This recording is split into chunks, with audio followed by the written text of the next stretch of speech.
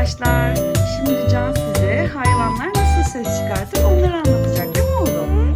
Evet, başlıyoruz hazırsanız. 1, 2, 3.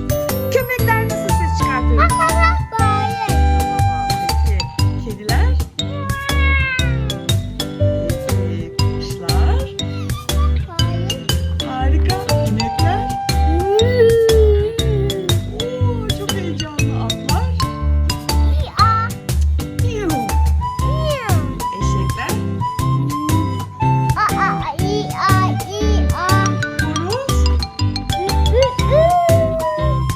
Kızlar ne yapıyor?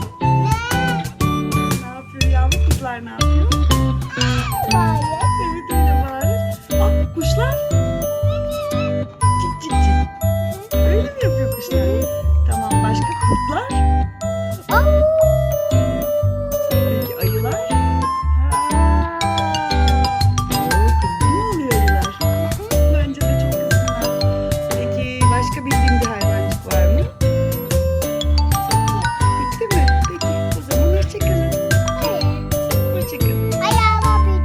Bidon. Peki arabalar nasıl ses çıkartıyor? Ambulans, itfaiye. Peki polis arabası? Maymunlar nasıl hareket ediyor? Evet, hepsini bildin, çak. Aa, bak Ali Baba'nın çiftliği de çıktı arkadaşlar. Baba, bakalım. Çiftliğinde kuzular ne yapıyor? Doğru bildin.